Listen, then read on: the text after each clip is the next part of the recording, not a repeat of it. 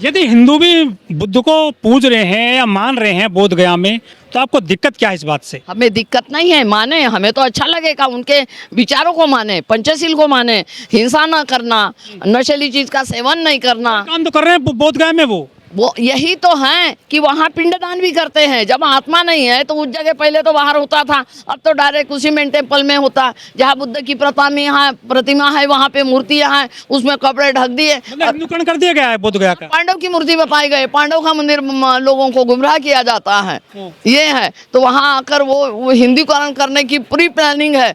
पर हम कहते हैं तुम्हारी वहाँ आई कहाँ से? और जो है कि अगर तुम कहते अवतार, पर हम इतना ही जानते हैं, भगवान सिद्धार्थ ने जब गृह त्याग किया, कपिल वस्तु को छोड़ा, वहाँ ज्ञान प्राप्ति की और बुद्धत्व वहाँ प्राप्त किया उन्होंने, तो वो तो बुद्ध की जगह है, तुम्हारी कहाँ आई है? और तुम्हारे लिए तो संसार में सिद्धांत तो वहीं होते हैं हिंदुओं के। मैं कहती कि जानबूझकर षड्यंत्र कर रहे हैं, बुद्ध की व्यवस्था को वो हटाना चाहते हैं और वो अपना कब्जा, पर आज उतना शिक्षित है। आरिफ मोहम्मद खान तो मुसलमान है, वो तिलक लगाएंगे क्या? लगाया है, फोटो में है, और उसने तिलक लगाया है। और भगवान बुद्ध की इसकी पूजा नहीं की, प्रतिमा की, वो शिवलिंग समझते हैं ये लोग, वहाँ के जो मेंबर हैं बीटीएमसी वाले। तो उसमें उन्होंने पूजा की और उनके जो साधु संत जो हिंदू बाबा थे उन्होंने मंत्राचरण के साथ संस्कृत भाषा से उन्होंने वो पूजा की। वहाँ पाली, ये तो आपकी विरासत को मजबूत कर रहे हैं इस तरह से। तो वो हमारी विरासत की कहाँ मजबूत? हमारी विरासत कि 9वें अवतार हैं विष्णु के भगवान बुद्ध। भगवान बुद्ध ने अनात्मवादी, अनिश्वरवादी, बुद्ध ने कहा आत्मा नहीं है। आत्मा नहीं तो आत्मा की पैदाइश कैसी होती? मैं कहती ये आत्मा कर पैदा करने वाले 90 अवतार में जाते हैं कि आत्माएं अवतार लेती हैं। तो भगवान बुद्ध ने नकार दिया है, अगर आत्मा है तो आत्मा का आकार कैसा है? पूर्णिमा जी, ये जो बोध गया में आंदोलन चला हुआ है 3 महीने से, इसका रिजल्ट कैसा निकलेगा? विनाचार्य जी जेल चले गए हैं, क्या सफलता मिलेगी आपको इस आंदोलन में?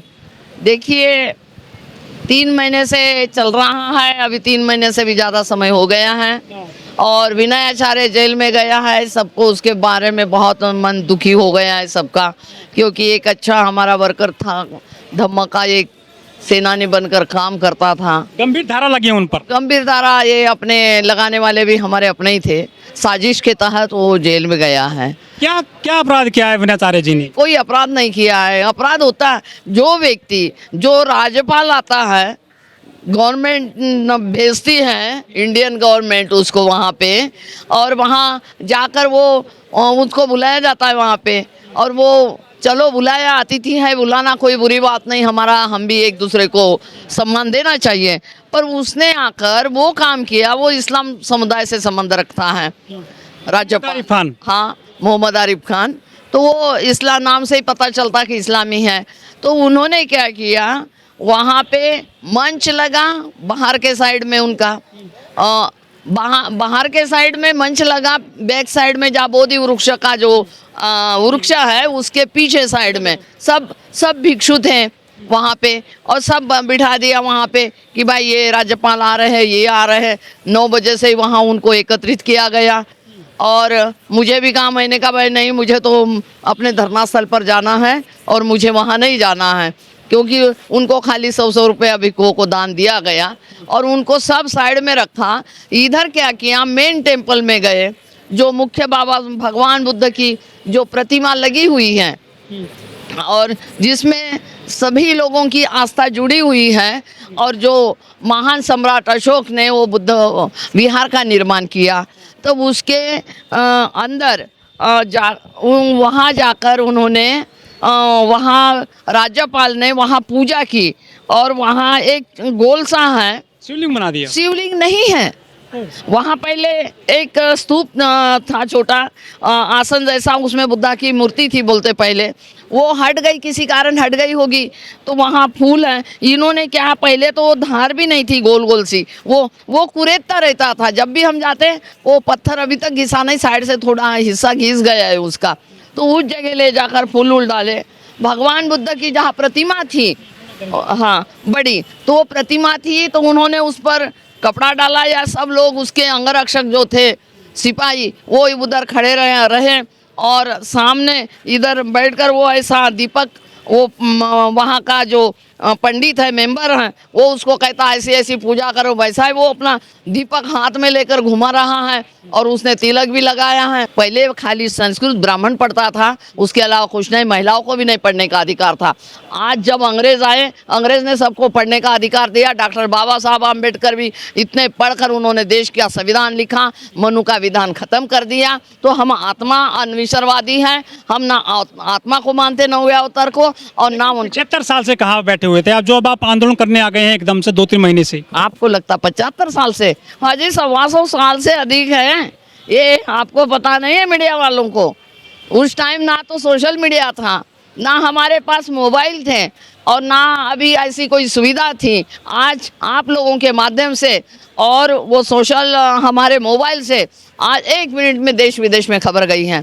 हमने 92 से लेकर आंदोलन चलाया, 1.5 साल तक आंदोलन, 7-8 महीने हम धरने पर बैठे जंतर मंतर पर। वहाँ से नहीं मिल रही है आपको सफलता, देना नहीं चाहते हैं। और उसके पहले भी वो तो कानून के दम पर हैं, बुद्धिस्ट टेम्पल में कानून ने उनको ये सुविधा दे रखी है, देखिए बीटी एक्ट 1949। हाँ, कानून के पर पहले अनागार धर्मपाल ने 125 साल पहले चला, हमने 92 से चलाया। कानून ने अधिकार कैसे दिए कि जहाँ बौद्ध नहीं था, भारत स्वतंत्र नहीं था। 1949 का कानून है, जहाँ हमारा 50 से लागू हुआ है संविधान। तो संविधान, भारत के संविधान को मानेंगे कि पहले कानून को मानेंगे हम? और 4 हिंदू 4 वोट, डीएम भी हिंदू। डीएम का सुप्रीम कोर्ट ने बनते ससाई जी ने पिटीशन दायर की थी 13 में, तो एक निर्णय दिया कि भाई डीएम कोई भी हो सकता। पर आज तक दूसरा डीएम गया ही नहीं, ना मुसलमान गया, ना क्रिश्चियन गया, ना दूसरा कोई सिख गया है वहाँ पे, ना बौद्ध गया है। और हिंदू ही रहता है, सर्वे सर्वा वही होता है, उनका बहुमत होता है। तो कानून हटाने के लिए हम आंदोलन चला रहे हैं, पर आंदोलन की धार हमारे जो लीडर थे वो कमज़ोर पड़ गया है और वो लीडरशिप जो लामा ने ली ना, वो कमज़ोर पड़ गया है। वो अरे जाने जय भीम नहीं करना उस दिन, बुद्धा पूर्णिमा के दिन नहीं साधना करना, वहाँ नारे भाषणबाजी भी नहीं होगी। हमारा इतने लाखों लोग आए थे और उनके साथ में ऐसा किया कि ना कोई प्रवचन हुआ, ना कुछ हुआ। और ये 4-5 घंटे उनके राज्यपाल के चक्कर में लगे रहे, ये भी वहाँ से गायब थे धरना स्थल से। तो आपका ये संगठन जो है, बहुत सारे आपके जो संगठन काम कर रहे हैं, इसमें बुद्धिस्ट सोसाइटी ऑफ इंडिया हो गया, भारतीय बौद्ध महासभा हो गया, ये सब एक साथ क्यों नहीं आ रहे मिलकर के? देखिए, एक साथ मिलकर आए, पर हमारे जो नागपुर से जो चंद्राबोधी पाटिल जी है ना, उन्होंने थोड़ी पता नहीं क्या बात है क्या नहीं है, वो समझ नहीं पा रहे हैं और उलामा के साथ साथ में झुनझुना बजाने में लगे हैं। और क्या आपस में आप संगठित नहीं है, एकजुट नहीं है आप?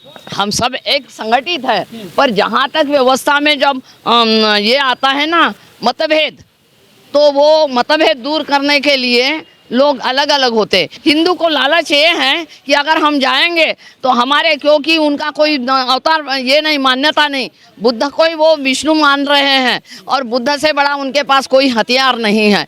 और वहाँ माल मत्ता मिलती है ना, विदेशी लोग आते और डोनेशन करते, तो इनके घर भर रहे हैं। चंदे की है, चंदे की भी है, चंदे से ही तो इनका धंधा चल रहा है और इसीलिए नहीं चाहते, हो सकता सरकार तक जाते होंगे। आपके बौद्धिस्ट शामिल होते हैं उसमें कमेटी में, वो भी तो इसी का फायदा ले रहे हैं। फिर देखो, बहुमत नहीं है, वो क्या फायदा, वो तो सरेंडर करते होंगे उस जगह जाकर। जब उनकी 4 वो और डीएम है, 5वां पावरफुल आदमी वही है, तो क्या कर सकेंगे 4 मेंबर? ऐसे सफलता मिलेगी आपको लग रहा है? हम सफलता की कोशिश कर रहे हैं, हम आशावादी लोग हैं। कह रहे हैं कि राजनीतिकरण हो गया है पूरे आंदोलन का। आंदोलन का राजनीतिकरण नहीं है, ये लामा ने डिक्टेटरशिप तानाशाहपना से चलाया जो वहाँ पे। और वहाँ एक भंते था वो सुनीत पाल, उसने भंते इसके खिलाफ ये के राहुल भंते, उसके खिलाफ भी चोरी वोरी का के चिवर चोरी करे, ये बिना काम का उसने कंप्लेंट की।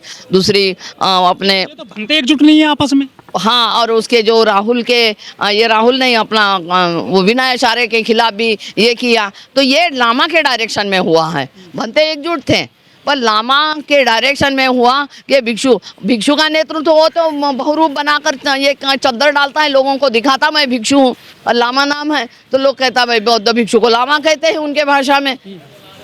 मायामी, और इसीलिए बस यही चल रहा है। तो हम एकजुट हैं, संगठित हैं, और ये 5 तारीख का जो मीटिंग थी वो सिक्किम भवन में जो की थी, सिक्किम हाउस में, तो ये इसने बुलाई थी, लामा ने, आकाश लामा ने।